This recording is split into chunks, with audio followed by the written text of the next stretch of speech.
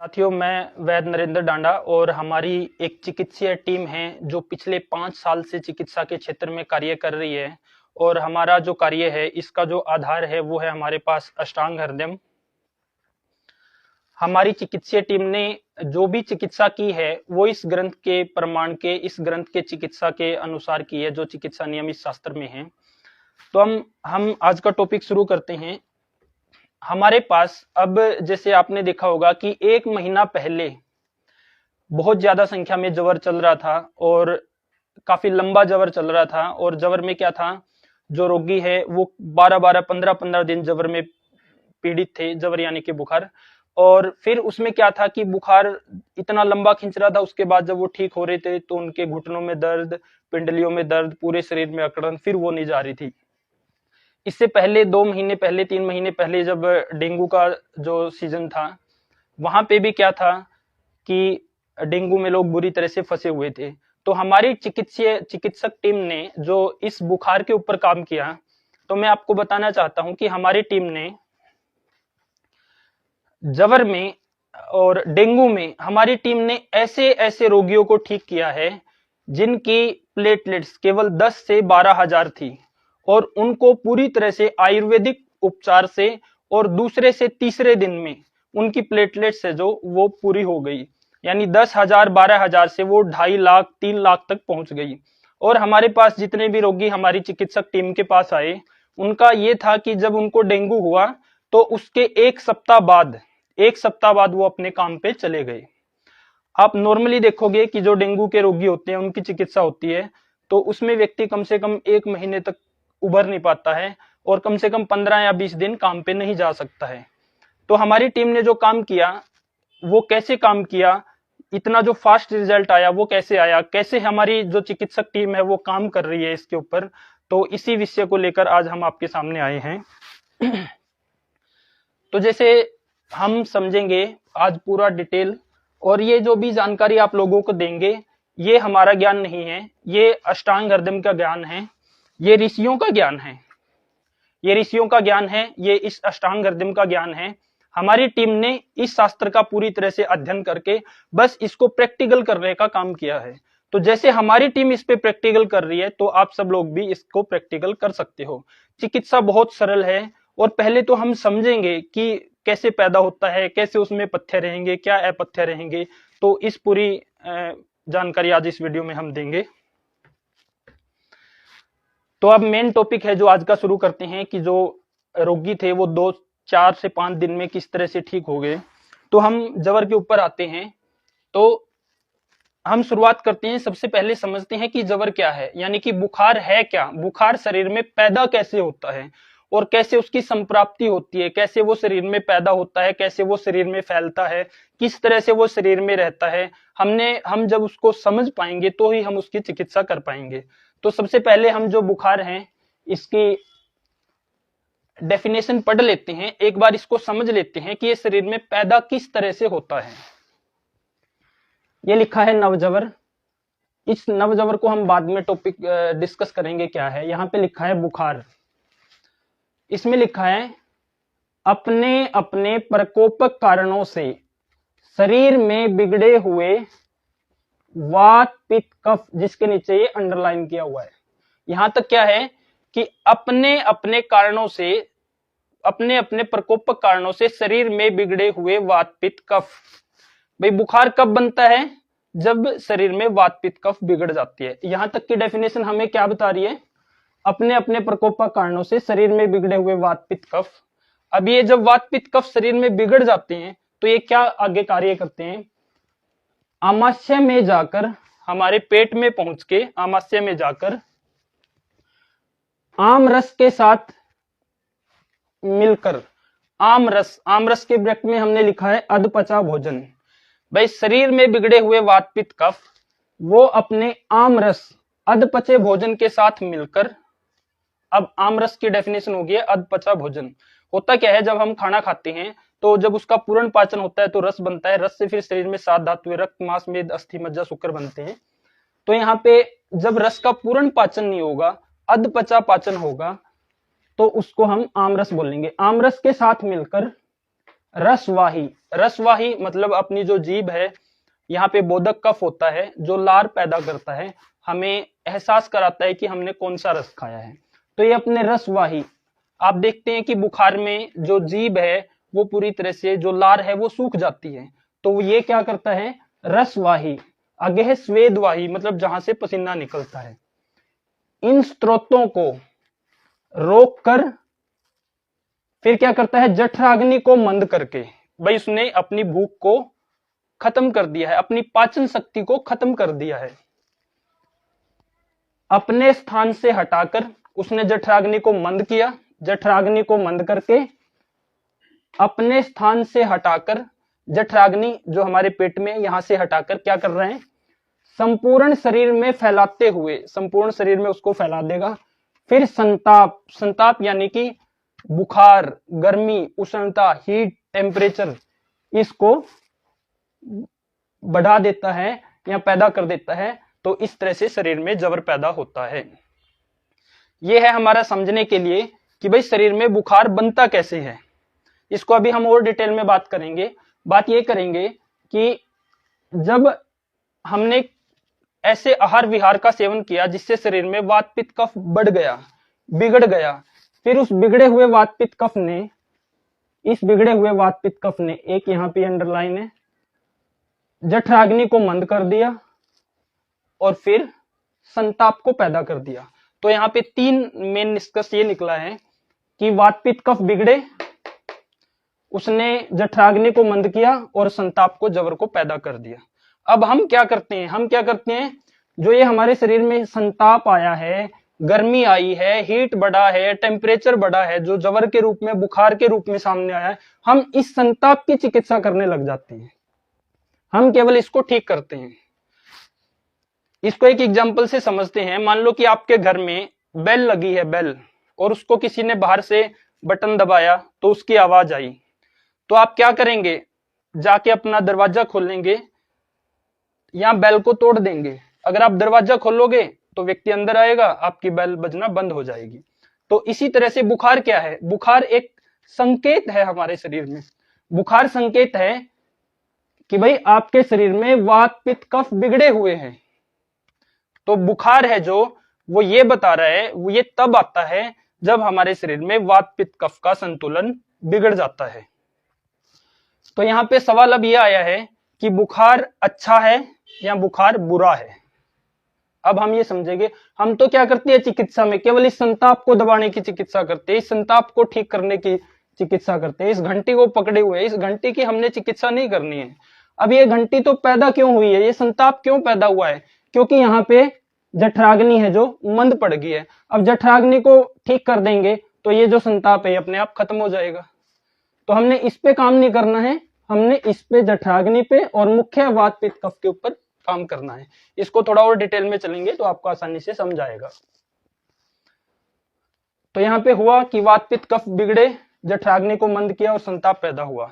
तो जो बुखार है वो अच्छा है या बुरा है। अब हम आगे इस टॉपिक की ओर बढ़ते हैं। जो बुखार है वो हमारे शरीर के लिए अच्छा है, क्योंकि वो संकेत लेके आया है। क्या संकेत लेके आया है कि हमारे शरीर में वात पित्त कफ बिगड़े हुए हैं। जब शरीर में वात पित्त कफ बिगड़ेंगे तभी बुखार आएगा। अब हम क्या करते हैं, जब इस उष्णता को, हम इस संताप को ठीक करने में लगे रहेंगे तो क्या होगा, बुखार बार बार बनता रहेगा। क्योंकि जहां से बुखार पैदा हो रहा है हम उसकी चिकित्सा नहीं करते हैं, अगर इस संताप को लगे रहे तो। एक तो अगर हमने केवल इस संताप की चिकित्सा की तो हमारा बुखार है वो कुछ टाइम के लिए दबेगा, लेकिन वो दोबारा बार बार पैदा होता रहेगा। नंबर एक, तो हमने केवल यहाँ पे चिकित्सा नहीं करनी है। दूसरा, हम यहाँ पे चिकित्सा करते रहे और बुखार बार बार आता रहा तो इस केस में क्या होगा, ये जो वात पित्त कफ बिगड़े हुए हैं, इनके बिगड़ने से बुखार आया है, हम उसके ऊपर काम कर रहे हैं। जब ये वात पित्त कफ बिगड़ रहे हैं, बार बार बुखार को पैदा कर रहे हैं, हम अगर इनको ठीक नहीं करेंगे, क्योंकि वो तो एक संकेत है इनके बिगड़ने का, जब हम इनको ठीक नहीं करेंगे तो ये फिर क्या करेंगे, शरीर में एक बड़ी बीमारी पैदा कर देंगे। जैसे थायराइड है, सर्वाइकल है, शुगर है और कैंसर है। तो जितनी भी बड़ी बीमारियों का नाम, क्योंकि बुखार तो अच्छा है, वो संकेत लेके आया है बुखार कि भाई आपने इनको ठीक करना है। तो हमने यहां अभी तक समझा है कि बुखार शरीर में पैदा कैसे होता है। अब हम इसमें आगे की तरफ बढ़ते हैं कि हमारी चिकित्सक टीम के पास जितने भी डेंगू के रोगी आए, चाहे कितनी भी कम प्लेटलेट्स थी, या अभी जैसे 1 महीना पहले, लगभग 1 महीने से अभी बुखार का सीजन रहा, तो उनको हमारी टीम ने इस शास्त्र के अनुसार, ये ऋषियों का ज्ञान है और ये ज्ञान क्या कहता है, हमारी टीम ने जो उसमें चिकित्सा दी वो चिकित्सा क्या रही। अब हम चिकित्सा पे पहुंचते हैं। चिकित्सा पे पहुंचने से पहले, जैसे अभी आपको बुखार के बारे में बताया है कि कैसे पैदा होता है, अब ये हमारा ज्ञान तो है नहीं, ये ऋषियों का ज्ञान है और इस शास्त्र का ज्ञान है। तो आप लोगों को कहां से मिलेगा ये ज्ञान इस शास्त्र में?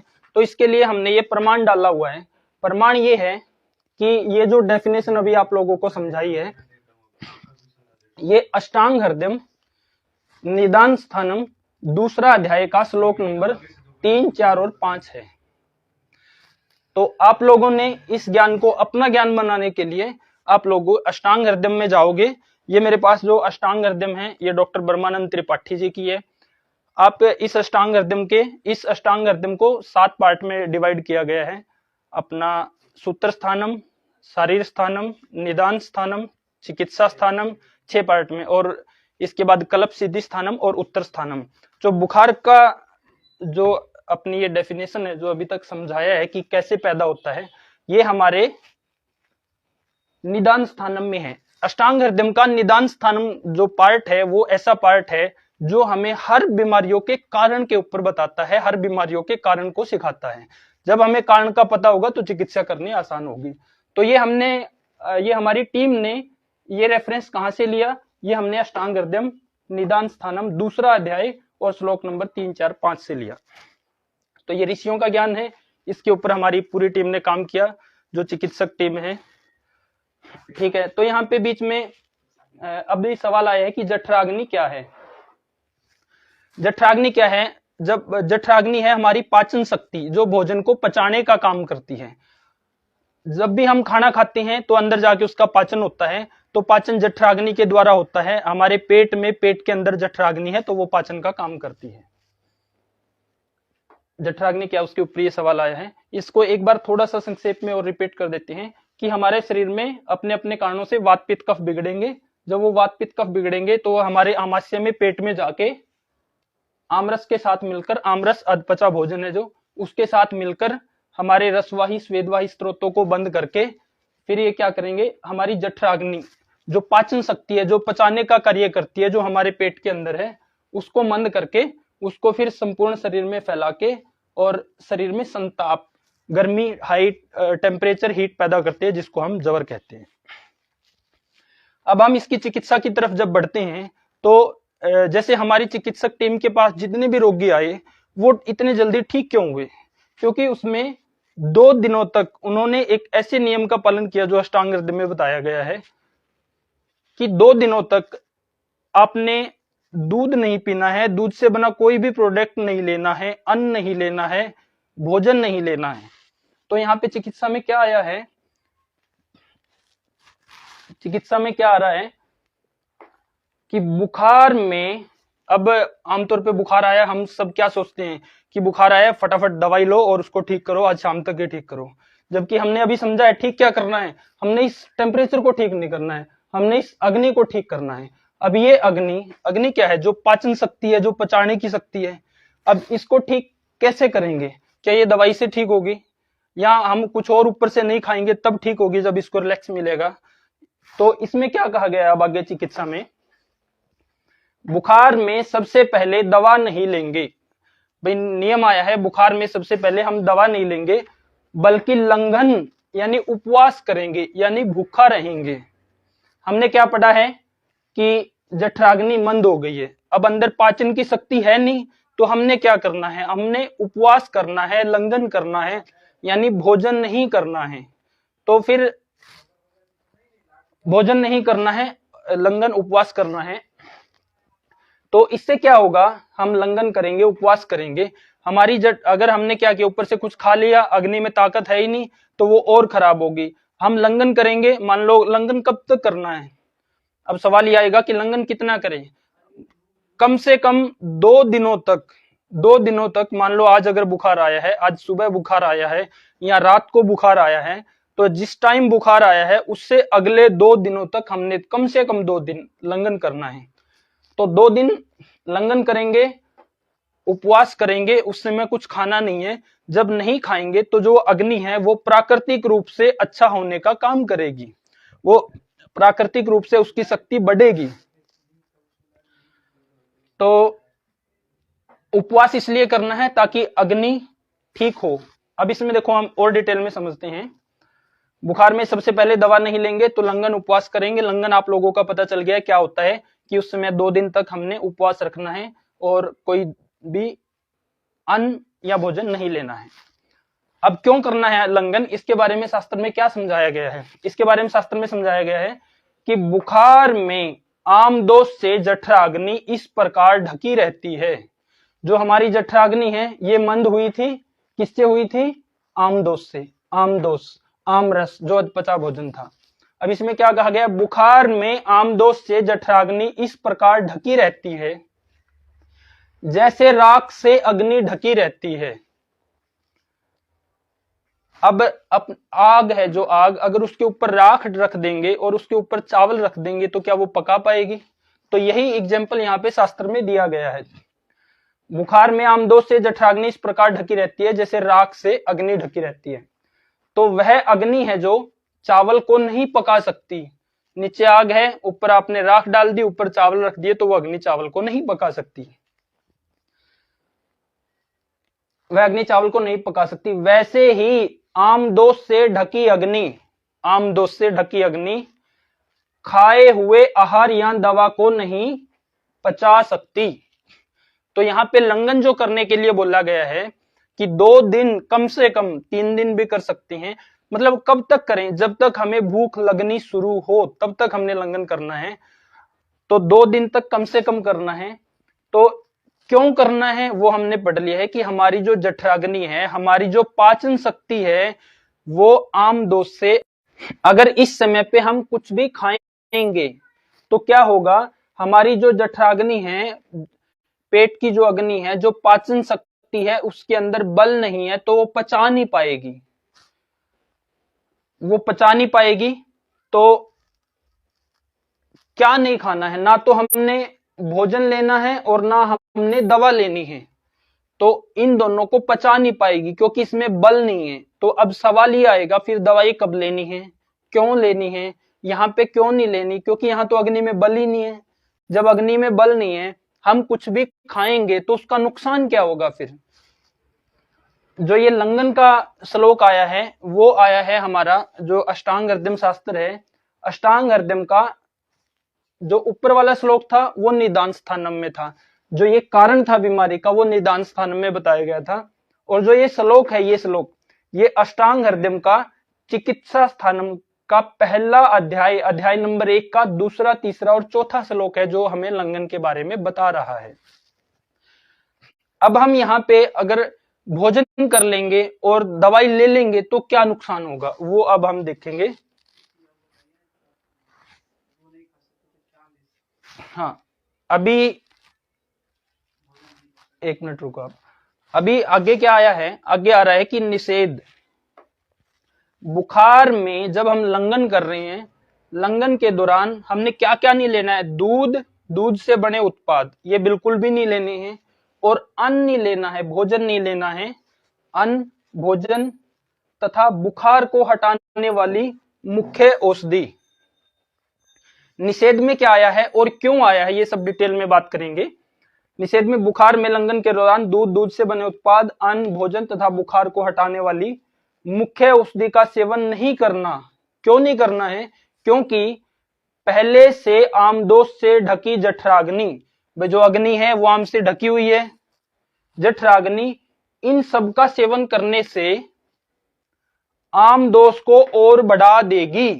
मान लो आपके शरीर में कफ बना है, अंदर बहुत ज्यादा बलगम बना है, और आप दूध पियोगे तो क्या होगा? बलगम और ज्यादा बढ़ जाएगा, वो फिर ब्लॉकेज का काम करेगा, सांस नहीं ले पाओगे, छाती पूरी तरह से बलगम से भर जाएगी, ऐसा लगेगा जैसे गिल्ला कपड़ा रखा है।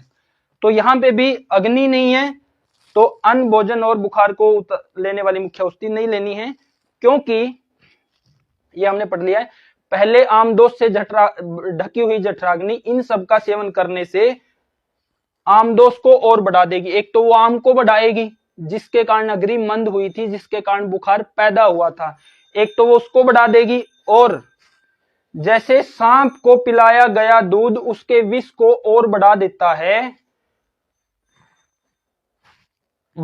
है, उसी प्रकार अब क्या है, हमारे पेट में अग्नि नहीं है, जठराग्नि नहीं है, पाचन शक्ति नहीं है, क्योंकि वो बुखार के कारण मंद हो गई है।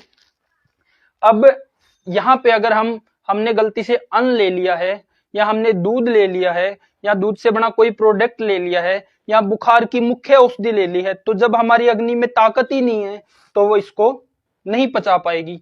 तो वो क्या करेगी, यहाँ पे एक शब्द आया है, वो क्या करेगी, वो शरीर में विषम जवर और जीर्ण जवर को पैदा करेगी।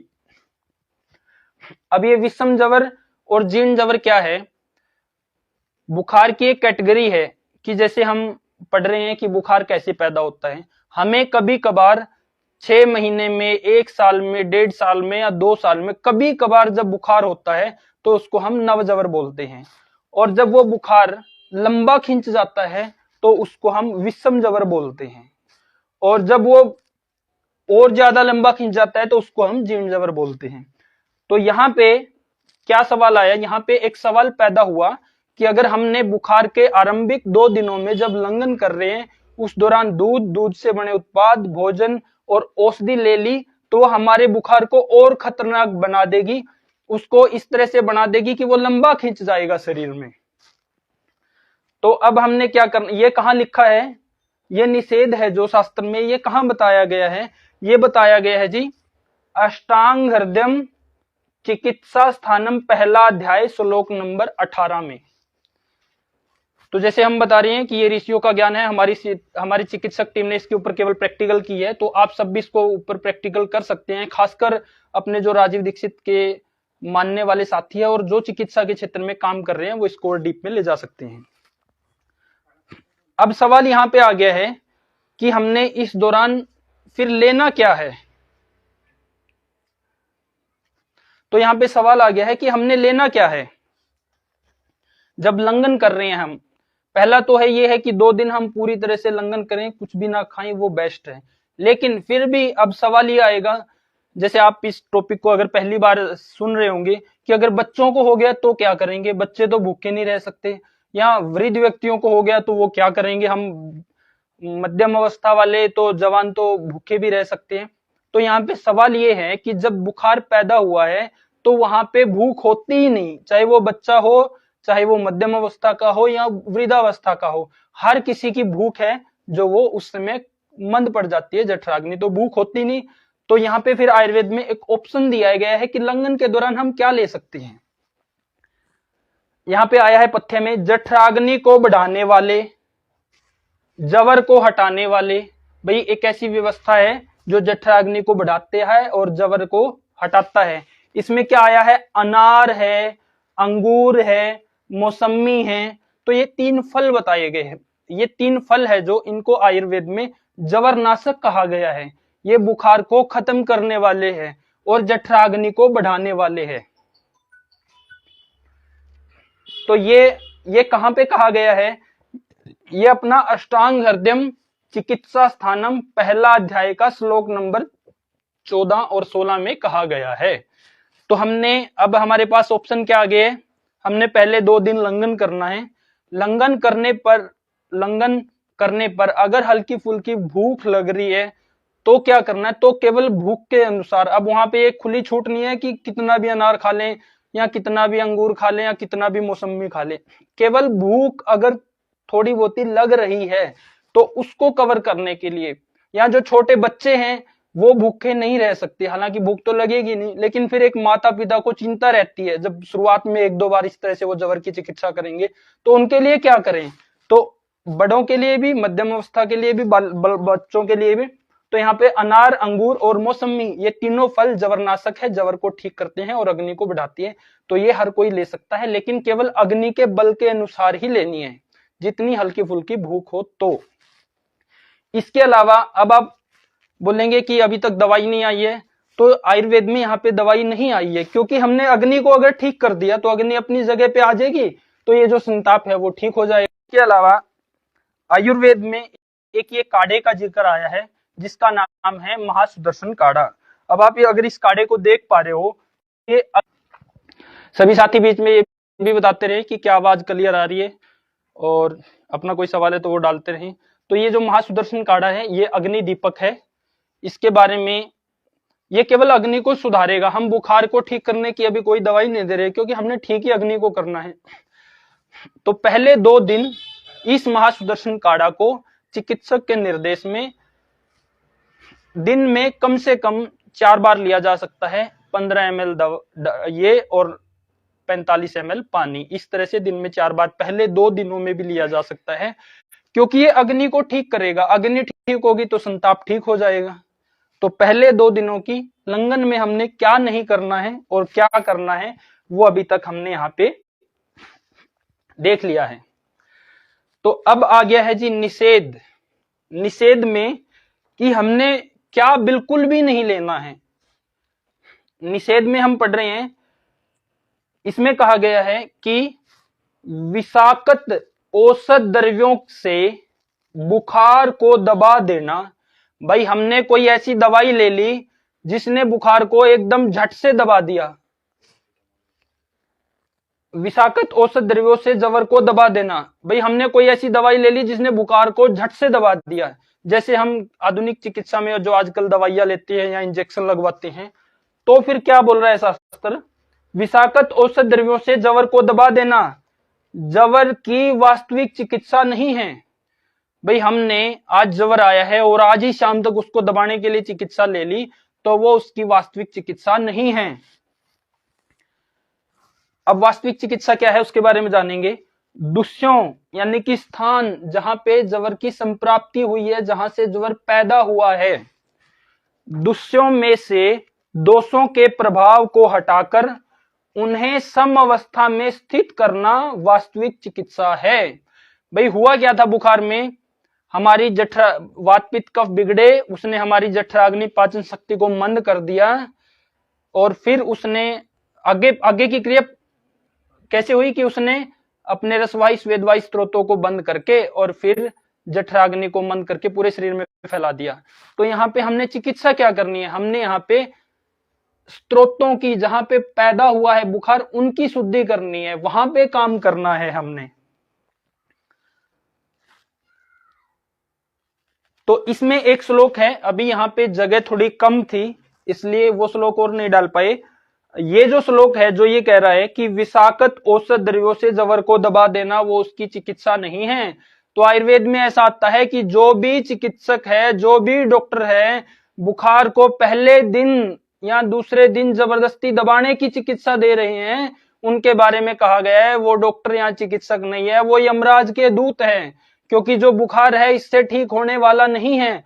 उससे क्या होगा, या तो विषम जवर में पैदा हो जाएगा, बुखार लंबा चलता जाएगा, या फिर वो जीर्ण जवर, यानी जीर्ण जवर क्या होता है, ऐसी बीमारी पैदा कर देगा जो जीवन के आखिरी दिन तक शरीर में चलेगी। तो ये श्लोक है जो ये है अष्टांग हृदयम का निदान स्थानम का 2 अध्याय का श्लोक नंबर 61। ये श्लोक कह रहा है कि हमने पहले 2 दिनों में, या जब तक अग्नि में बल ना आए, तो हमने बुखार को दबाने की चिकित्सा नहीं लेनी है। अगर लेंगे तो बुखार लंबा चलेगा, बार बार आएगा, तथा जीवन के अंतिम दिन तक की बीमारियां जैसे थायराइड है, सर्वाइकल है, कैंसर है, डायबिटीज है, बीपी है, बाल झड़ना है, बाल सफेद होना है, जितनी भी बीमारियों के आप नाम जानते हो वो सब बीमारियां पैदा हो जाएगी, ऐसा इसमें कहा गया है शास्त्र में। तो अब आखिरी स्टेप की ओर हम चलते हैं। अच्छा, इसी में अपना एक पॉइंट बचा था कि जवर को दबा देना वो वास्तविक चिकित्सा नहीं है। तो वास्तविक चिकित्सा है कि दूषियों से बुखार को निकालना, यानी दूषियों को ठीक करना जो स्थान प्रभावित हुए हैं। अगर हम दबाएंगे तो क्या होगा?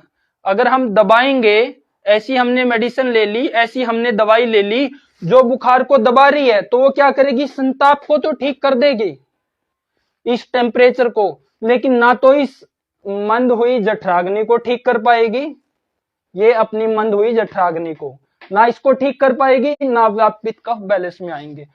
तो फिर क्या होगा? फिर शास्त्र में इसके बाद अगला श्लोक आता है, वो श्लोक का एक बार रेफरेंस देना। तो वो श्लोक ये कहता है कि जब हम जवर को दबाने वाली चिकित्सा लेते हैं तो उससे क्या है? जवर का टेम्परेचर कम हो जाएगा, संताप कम हो जाएगा, लेकिन वो क्या करेगा? वो शरीर में स्थित हो जाएगा, जमा हो जाएगा सूक्ष्म रूप में। भाई आपको लगेगा तो नहीं, पहले दिन बुखार आया, पहले ही दिन दबा लिया, आपको लगेगा कि मैं रिलैक्स हो गया, लेकिन उसमें वो शरीर से बाहर नहीं निकला है, वो धातुओं में जमा हो जाएगा सूक्ष्म रूप में। फिर वो ये जीवन के आखिरी दिन तक की चलने वाली लंबी बीमारियां, जिसको आयुर्वेद में जीर्ण जवर कहा गया है, उसको पैदा करेगा। अब यहाँ पे आखिरी जो चिकित्सा का स्टेप आता है कि हमने अब तक हमने क्या पढ़ा, इसको एक बार रिवाइज करेंगे। तो आखिरी चिकित्सा का जो स्टेप आता है वो आता है कि मुख्य औषध का प्रयोग कब करना है। तो अष्टांग हृदय का चिकित्सा स्थान का पहला अध्याय का 39वां श्लोक ये कहता है कि जब हमें लंघन किए हुए को 2 दिन हो जाए, 2 दिन हो जाए, हमें भूख महसूस होने लगे, वो भूख यहाँ 2 दिन में महसूस हो या 3 दिन में, जब हमें भूख महसूस होने लगे तो हमने फिर कसाय रस का सेवन करना है। कसाय रस का सेवन क्यों करना है? क्योंकि जो कसाय रस है, जब अग्नि में बल आ जाएगा उस स्थिति में वो क्या करेगा? वो सभी पके हुए तथा अपक्व दोषों को शरीर से निकालने व स्त्रोतों की शुद्धि करता है। तो जो हम कसाय रस लेंगे वो क्या करेगा? जब अपनी अग्नि अच्छी होने लगी है, भूख महसूस होने लगी है, लंघन करने के बाद जब हम कसाय रस लेंगे तो वो कसाय रस क्या करेगा? फिर जितने भी अपक्व और जितने पके हुए सभी दोषों को शरीर से बाहर निकालकर स्त्रोतों की शुद्धि कर देगा। तो इस तरह से कसाय रस। तो शास्त्र में क्या चिकित्सा आई है? यहाँ हमारी चिकित्सक टीम शास्त्र के अनुसार, ऋषियों के ज्ञान के अनुसार क्या चिकित्सा करती है? बिल्कुल सरल सी, सिंपल सी चिकित्सा है कि हम समझाते हैं बुखार ऐसे पैदा हुआ है, आपने लंघन करना है, ये लंघन आपने करना है। लंघन के दौरान आप क्या ले सकते हैं? अगर भूख लगे तो ही लेना है तो क्या ले सकते हैं? अनार, अंगूर, मौसमी और चिकित्सक के निर्देशक के अनुसार महासुदर्शन काढ़ा, इससे अग्नि अच्छी होगी। जब हम इतना कर लेते हैं तो उसके बाद कसाय रस देते हैं। ये कसाय रस पूरी तरह से सभी दोषों को निकाल देता है। अब हमारे मन में क्या है? एक तो बुखार को लेकर बहुत ज्यादा डर है कि हम भय में हैं। हमारी इस वीडियो को बनाने का उद्देश्य है कि आप लोगों के सामने शास्त्र की पूरी जानकारी रख के प्रमाण के साथ आपको भय मुक्त करना है। अब हम जैसे आपको एग्जांपल देंगे कि हमारे पास हमारी चिकित्सक टीम के पास जितने भी रोगी आते हैं वो केवल इस प्रोसेस से अपने आप को ठीक करते हैं। इस प्रोसेस में सिंपल सा नियम है कि 2 दिन तक लंघन करना है। अगर भूख लगे तो ये सब ले सकते हैं, नहीं तो महासुदर्शन काढ़ा चिकित्सक के निर्देश के अनुसार लेना है। जो हमारे पास प्रैक्टिकल में जो रोगियों के अनुभव है वो ये होते हैं कि जब बुखार बनता है, खासकर डेंगू में, तो लोगों को क्या होता है कि 2 दिन तक बहुत तकलीफ होती है। तकलीफ क्या है? सिर में दर्द रहेगा, पूरे शरीर में दर्द रहेगा, जकड़न रहेगी। पहले दिन बुखार आया, ये सिम्टम लेके रोगी आता है तो उस रोगी को हमारी चिकित्सक टीम क्या बोलती है कि भाई आपने 2 दिन तक ये परहेज रखने हैं, दूध नहीं लेना है, अन्न नहीं लेना है, भोजन नहीं लेना है, आपने प्रॉपर रेस्ट करना है और केवल महासुदर्शन काढ़ा लेना है चिकित्सक की राय के अनुसार। 2 दिन ये प्रोसेस हुए। इसमें करने से क्या होता है कि पहले दिन तो उसको सिर दर्द भी होगा, सर दर्द, पूरे शरीर में भी दर्द होगा, दूसरे दिन उसका टेम्परेचर है वो डाउन पड़ जाता है। अगर आप यहाँ पे महासुदर्शन काढ़ा भी नहीं लोगे तो भी आपका टेम्परेचर दूसरे दिन डाउन पड़ना शुरू हो जाता है। और दूसरे दिन फिर क्या होता है, रोगियों को सिर में दर्द और शरीर में दर्द रहता है।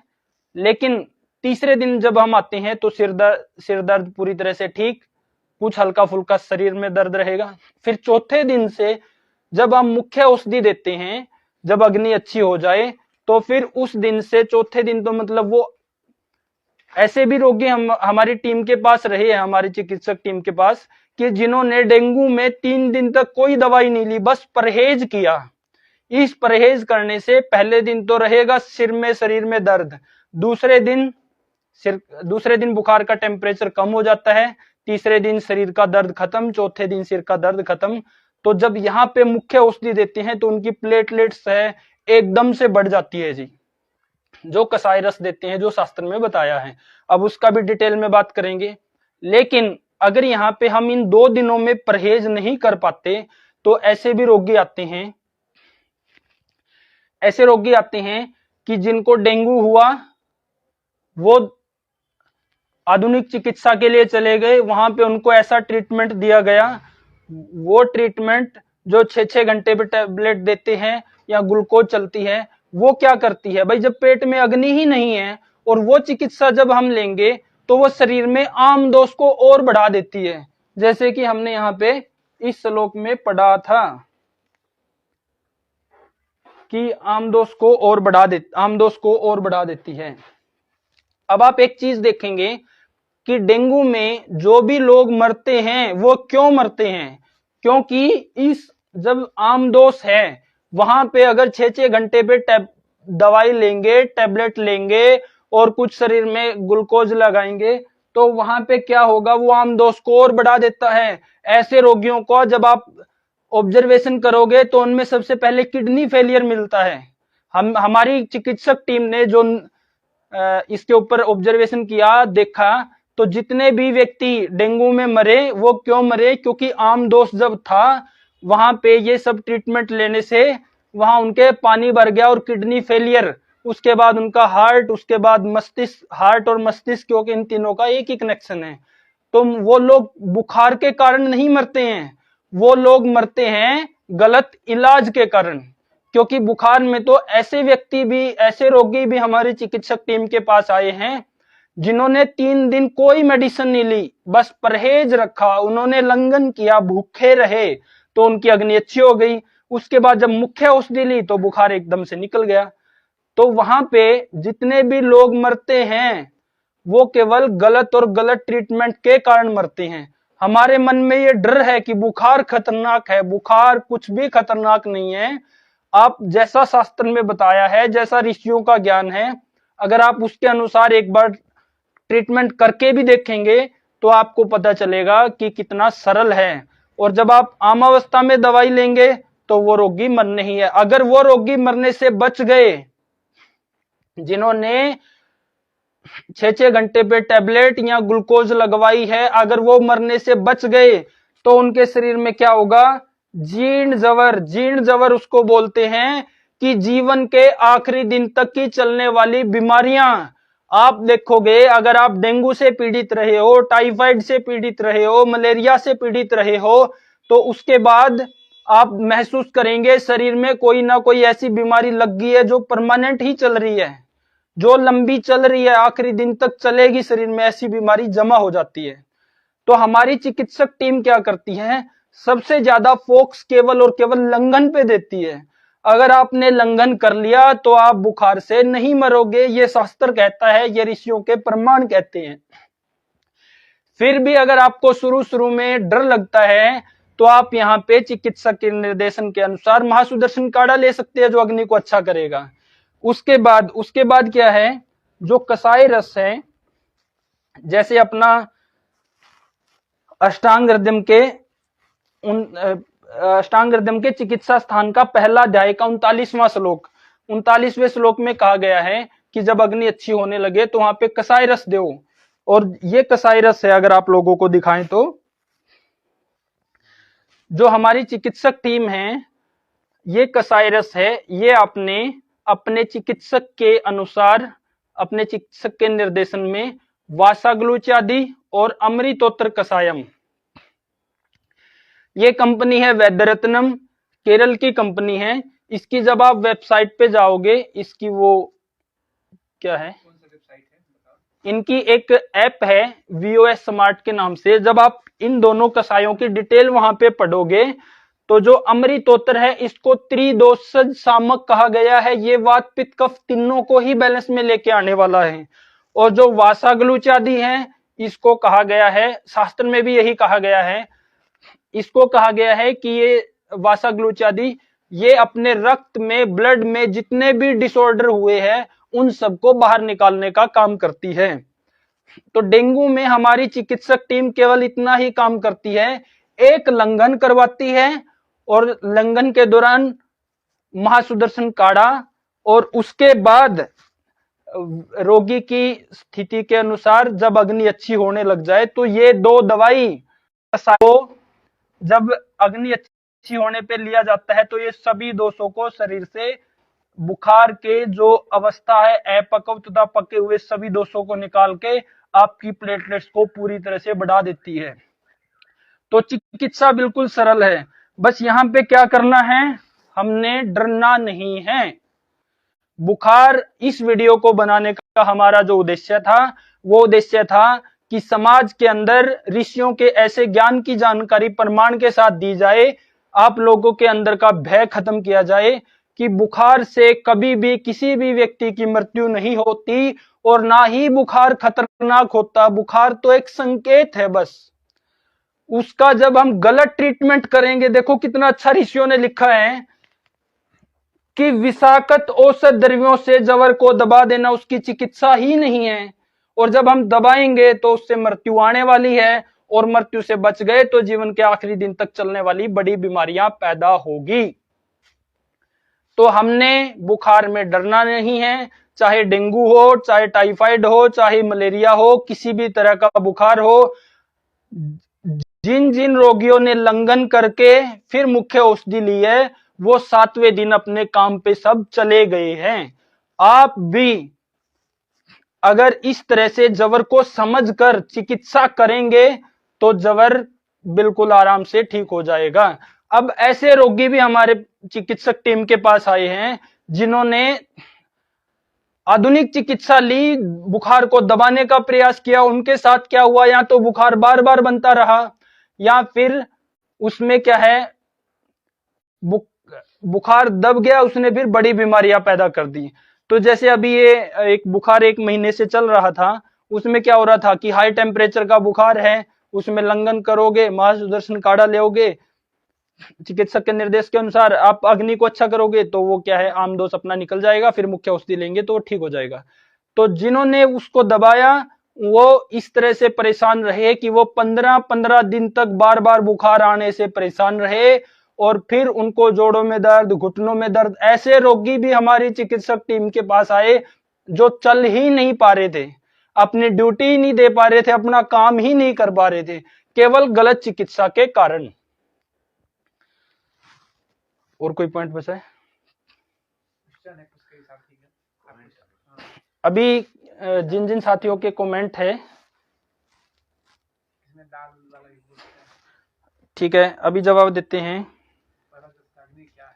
जैसे सवाल आया है कि पैरासिटामोल कैसे नुकसान करेगी, इसके बारे में ऋषियों का प्रमाण अष्टांग हृदयम क्या कह रही है। अष्टांग हृदयम ये कह रही है कि भाई विषाक्त औषध द्रव्यों से जवर को दबा देना वास्तविक चिकित्सा नहीं है। अब हम यहाँ पे क्या लेते हैं जी, अगर हमने बुखार के पहले 2 दिनों में वासाग्लुचादी और अमृतोत्तर का भी सेवन कर लिया तो वो भी बुखार को दबाने की चिकित्सा अगर हम लेंगे उस कंडीशन में जल्दी ठीक करने के चक्कर में, तो ये दवाई भी नुकसान करेगी। तो पहले 2 दिन में कोई भी दवाई अगर बुखार को दबाने के लिए ली गई है तो वो शरीर में जीर्ण व्याधि, यानी एक तो बुखार को लंबा चलाएगी कि बुखार ऐसा आता रहेगा, कभी 1 दिन छोड़ के आया, कभी 2 दिन छोड़ के आया, कभी दिन और रात में एक फिक्स समय पे आ रहा है, कभी रात रात में आ रहा है, कभी दिन दिन में आ रहा है। तो ये विषम जवर है। इस विषम जवर की हम पूरी जो जानकारी ये अगली वीडियो में देंगे ताकि आपको ये अच्छे से समझ आए। तो यहाँ पे पहले दिन बुखार में पहले 2 दिन या जब तक अग्नि अच्छी ना हो उस समय तक, अगर चाहे वो आयुर्वेदिक हो चाहे वो आधुनिक चिकित्सा की हो, कोई भी अगर दवाई लेंगे तो वो बुखार को एक तो जीर्ण जवर में बदलेगी, बुखार लंबा चलेगा, धातुओं में चला जाएगा। जीर्ण जवर का मतलब होता है कि वो विषम जवर का मतलब होता है कि बुखार धातुओं में चला जाता है, बुखार लंबा खिंच जाता है। और जीर्ण जवर का मतलब होता है कि वो ऐसी बीमारी पैदा कर देगी कि वो जीवन के आखिरी दिन तक चलने वाली बड़ी बीमारियां शरीर में होगी।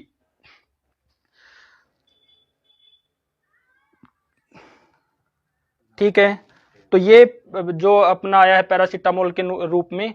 तो फिर दूसरा नुकसान जैसे हमने यही पढ़ा था कि हम पैरासीटामोल लेंगे या कोई भी इंजेक्शन लेंगे तो वो क्या करेगी, अभी आम दोष है, आम है तो वो क्या करेगी, दवाई लेने से वो आम दोष को और बढ़ा देगी, तो वो कोई ना कोई अंग डैमेज करने का काम करेगी, बुखार को विषम जवर या जीर्ण जवर में बदलेगी। और एक सवाल और आया है कि दाल का सूप, यहाँ पे एक पॉइंट है जो वो रह गया है कि अनार, अंगूर और मौसमी, इसके साथ साथ हम दाल का सूप भी ले सकते हैं अगर भूख हो, अगर इच्छा हो थोड़ी बहुती। तो यहाँ पे हम क्या करेंगे, दाल का सूप लेंगे। सूप मतलब पतली दाल जिसमें पानी की मात्रा ज्यादा है और दाल कम है। इसका जो रेशो शास्त्र में बताया गया है वो ये है कि आपने जितनी दाल ली उससे 16 गुना पानी लेना है और फिर उसको अच्छे से पकाना है।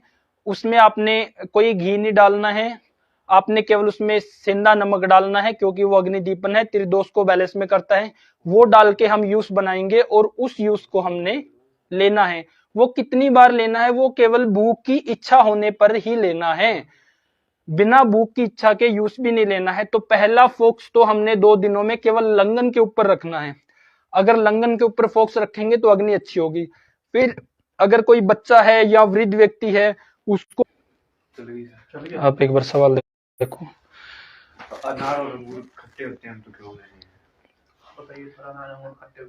हाँ, अगर हम अष्टांग हृदय में अपना 6वां अध्याय दूसरा, इसका हम रेफरेंस आपको डालते हैं कि अनार है, अंगूर है, वो केवल खट्टा नहीं है। जो अनार है, ठीक है, सवाल अच्छा है। अनार है जो वो मधुर भी होता है और थोड़ा खट्टा भी होता है, ठीक है, दोनों तरह की कैटेगरी में आता है। तो अष्टांग हृदय में इसके बारे में क्या कहा गया है कि जैसे आंवला है, आंवला और अनार है, ये दोनों ही हमारे अमल द्रव्य में आते हैं, लेकिन इनके अंदर कैटेगरी क्या है कि ये अमल होते हुए भी एसिड को नहीं बढ़ाते हैं। और इनका जो मेन गुण है वो है अग्नि दीपन, ये अग्नि को प्रदीप्त करने का काम है। अब ये क्यों नहीं बढ़ाते हैं, क्यों, खट्टा है, आंवला भी एसिडिक है और अनार भी खट्टा है, फिर भी अग्नि को क्यों बढ़ाते हैं? क्योंकि इनका जो विपाक है ये एसिडिक होते हुए भी इनका जो विपाक है वो मधुर का है, तो ये अग्नि दीपन करते हैं और शरीर में बल देने का काम करता है। कोई और सवाल? इसका प्रमाण अब यहाँ से दिया जाता है अनार के बारे में, देखिए विशेष में। ठीक है, इसको हम अनार के बारे में डाल देंगे।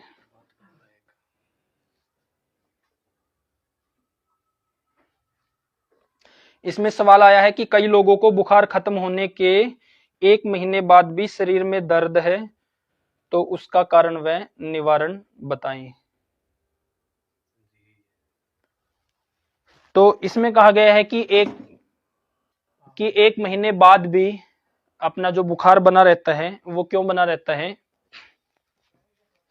उसका कारण जैसे हमने पूरा बुखार के बारे में डिटेल में पढ़ लिया है कि भाई जब हम लंघन नहीं करेंगे, जब हम डायरेक्ट ही रोग को दबाने की कोशिश करेंगे, तो उस स्थिति में क्या है, उस स्थिति में अपना जो बुखार है, 2 चीजें आई है, या तो वो विषम जवर में बार बार पैदा होगा या फिर वो जीर्ण जवर में लंबी बीमारी के रूप में पैदा हो जाएगा। वो ये स्थिति कब आएगी, विषम जवर की बार बार पैदा होना, लंबा खींचना, ये तब आएगी जब हमने विधिवत चिकित्सा नहीं ली है, उचित चिकित्सा हमने नहीं ली है।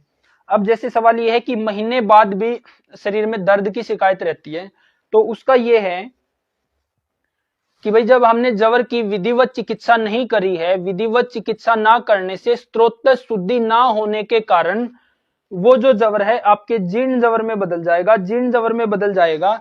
तो जब तक स्त्रोतों की शुद्धि नहीं होगी, तब तक ये समस्या बनी रहेगी। तो अच्छा सवाल है। तो यहाँ पे हम आयुर्वेद की दृष्टि से क्या कर सकते हैं, जिन लोगों ने अपने बुखार को किसी भी पैथी से दबाया है, उसके बाद आयुर्वेद में भी, उसके बाद भी आप बाद में ये जो दो दवाई है वासाग्लुचादी और अमृतोत्तर, इनको अपने चिकित्सक के निर्देश के अनुसार, अपनी प्रकृति के अनुसार आप 1 सप्ताह, 15 दिन या महीने तक ले सकते हैं, ऋतु के अनुसार, चिकित्सक के निर्देशन के अनुसार।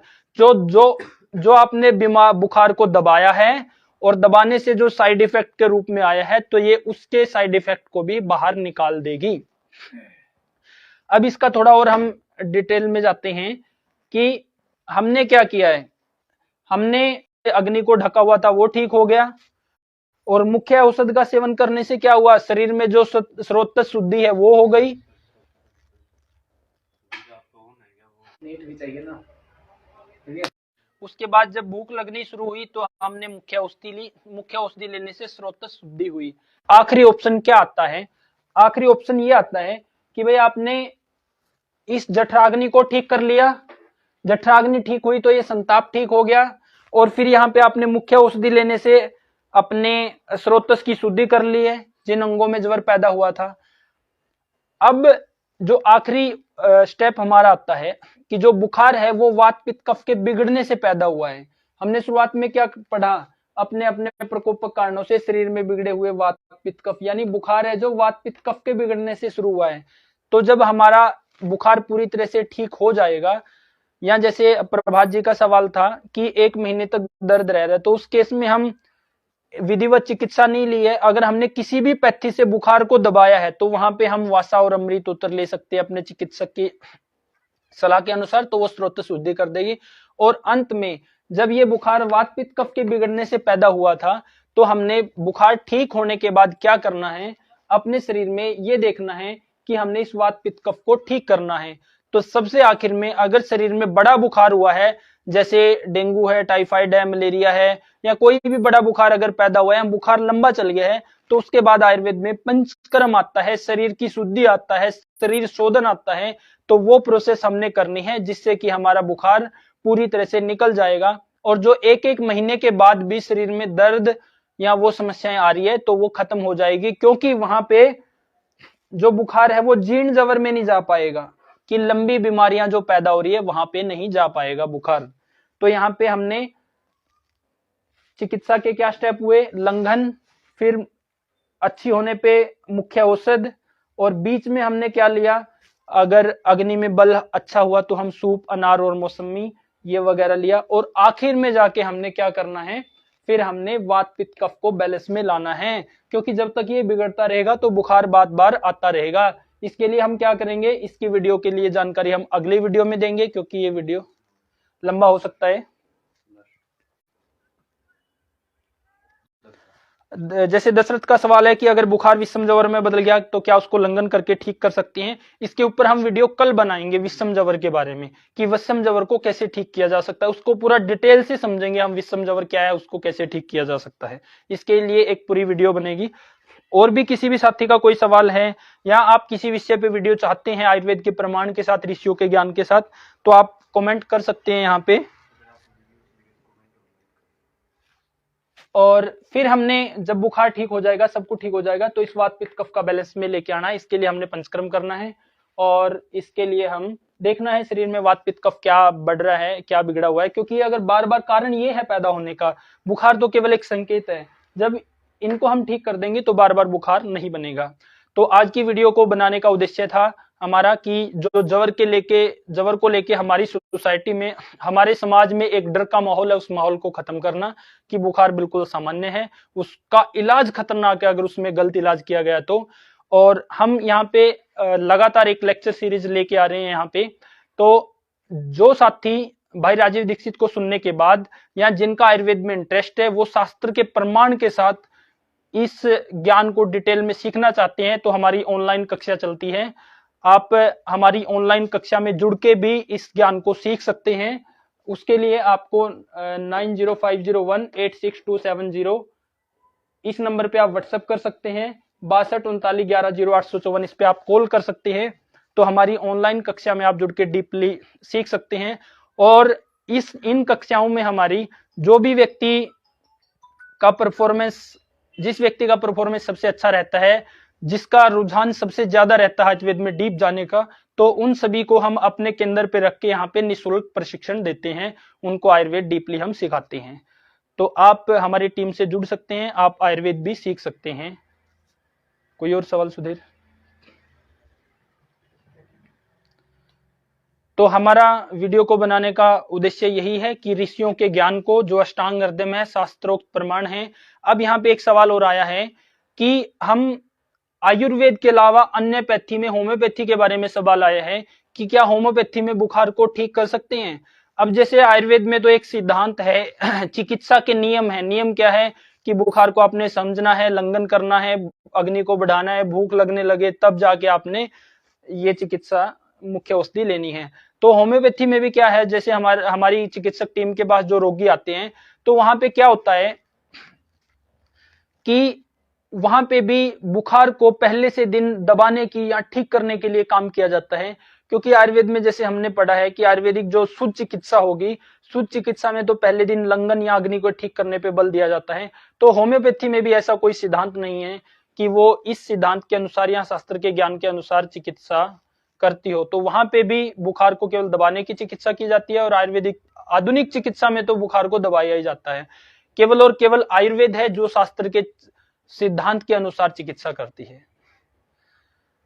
तो आज के लिए इतना ही काफी है। जाते जाते आप सभी इस वीडियो को और इसको ज्यादा से ज्यादा लाइक करें, शेयर करें, अपने दोस्तों के पास भेजें, ज्यादा से ज्यादा ग्रुप में भेजें।